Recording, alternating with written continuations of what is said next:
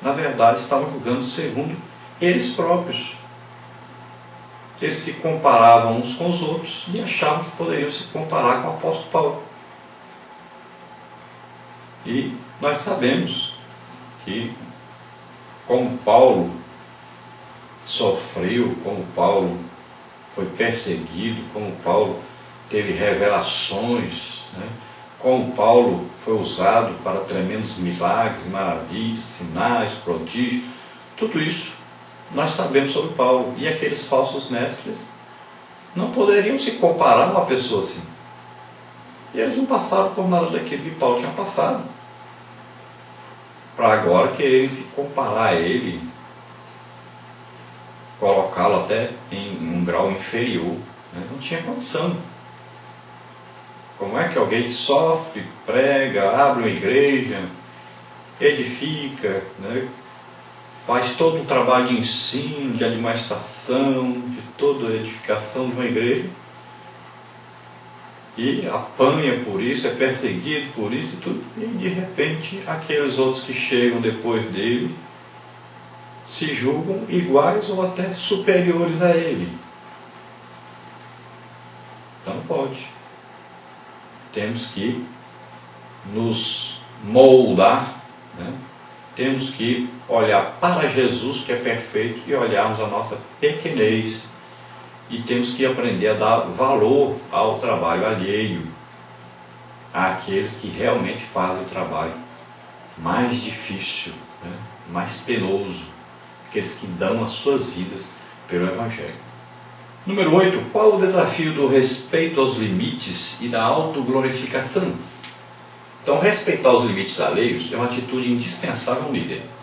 Paulo destaca que todo líder deve conhecer a medida certa de suas ações.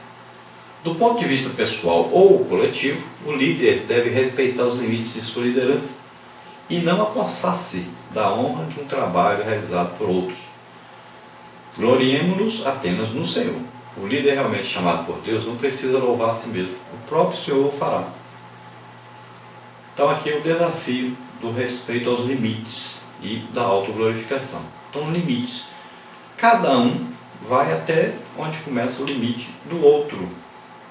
Então, cada um tem o seu direito de ir até onde começa o direito do outro. São limites, né? Não podemos ultrapassar o limite do outro. Então, Paulo tinha isso. Ele pregava onde ninguém tinha pregado ainda. E Paulo sempre tinha aquele desejo de ir onde ninguém tinha ido, para não ficar pregando e ganhando almas, onde o Evangelho já tinha chegado, onde havia sido já pregado, e alguém dizer, não, você só está colhendo o que eu plantei. Não tem vantagem nenhuma nisso. E era o que os falsos mestres faziam. Estavam ali em Corinto, depois que Paulo trabalhou, que ganhou as almas, tudo, fundou a igreja, aí eles chegam e agora querem ser melhores que Paulo e receber até a glorificação pelas coisas que ali ocorriam. E Paulo então fala dessa autoglorificação também. Ele diz que nós devemos nos gloriar no Senhor, sempre. Darmos graças, né? Darmos glória, darmos sempre a honra a Deus, porque Ele que faz. Se não fizer através de mim, faz através de outro. Não é a pessoa em si que está sendo usada que é importante. O importante é Deus, é Ele quem faz, é Ele que se manifesta. Ele faz do jeito dele, na hora que quer, e do jeito que quer, e através de quem quer. Então a glória é sempre para Ele, a glorificação é sempre para Deus. E se Deus resolver louvar, ou mostrar alguém, destacar alguém, então Ele faz. Quem sempre pode fazer isso é Deus. Louvar a pessoa, ou colocar a pessoa em destaque, é Deus. Não precisa da pessoa ficar se exaltando, se louvando a si mesmo,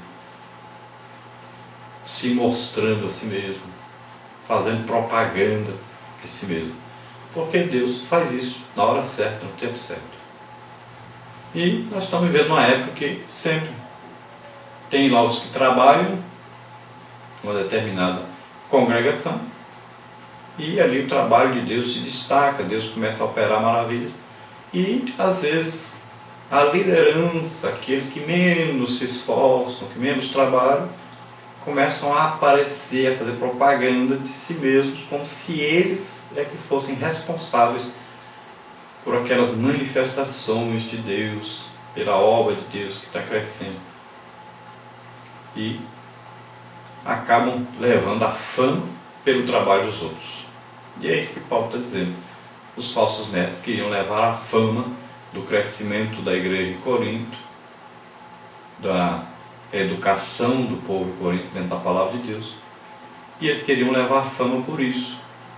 Queriam se colocar no lugar de apóstolos, né, receber títulos, se destacarem como se fossem eles os responsáveis pela operação de Deus ali, pelo ensino, né, pela doutrina que aqueles coríntios realmente demonstravam ter, e agora provaram, passando realmente a admitir que Paulo era o líder, era realmente um apóstolo e realmente era o fundador da igreja.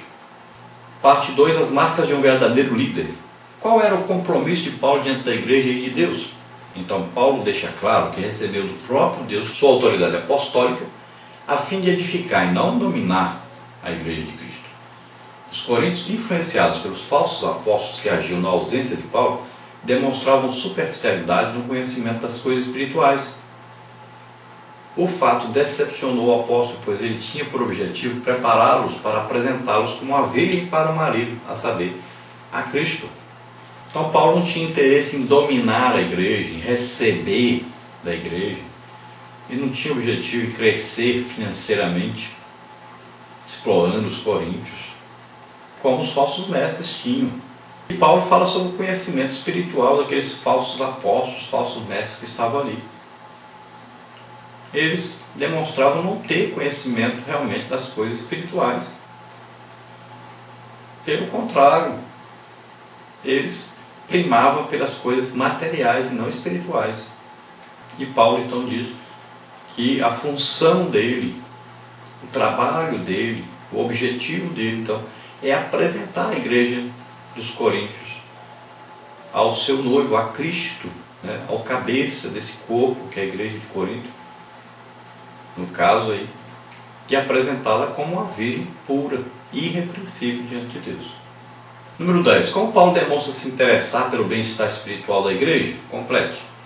A postura de Paulo em não depender financeiramente da igreja de Corinto foi utilizada injustamente pelos falsos apóstolos para acusar de não ser ele um apóstolo verdadeiro. Paulo afirma que os irmãos da Macedônia e outras igrejas haviam nos socorrido em suas necessidades. O apóstolo dos gentios assim procedeu a fim de não dar ainda mais ocasião para os seus oponentes o acusarem. Naturalmente, a responsabilidade da igreja é sustentar seus pastores.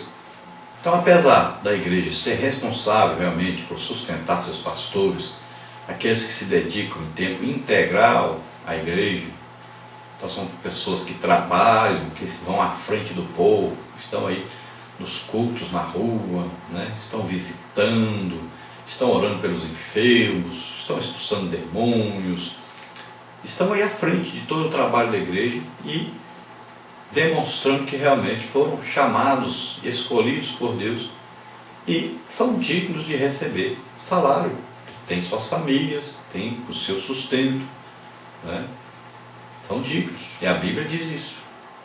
Agora, os falsos mestres de Corinto, os falsos apóstolos, acusaram Paulo e diziam que se ele fosse apóstolo, ele dependia da igreja.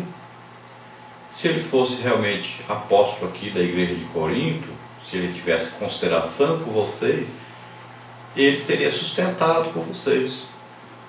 E Paulo então se defende que era pelo contrário, que se ele dependesse deles, então ele estaria mostrando que estava interessado em receber recompensa material pela sua plantação, pela sua semeadura espiritual, pela pregação do Evangelho.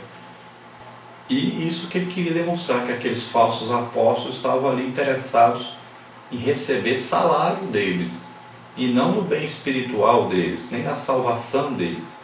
Ao contrário de Paulo, que o interesse dele ali, essas cartas que ele escreveu, essas discussões, tudo isso estava acontecendo e não visando nada material, era pelo amor que ele tinha por eles realmente. Número 11, nos versículos 13 e 15, Paulo fica tão irritado com os falsos apóstolos que, para desmascarar-lhes a dissimulação, fez o quê? Então utilizou a figura de Satanás, que, conforme reafirma, disfarça-se até de anjo de luz. É o que faz os falsos apóstolos. Então Paulo, para mostrar quem realmente eram aqueles falsos apóstolos, aqueles falsos mestres que estavam introduzidos na igreja de Corinto,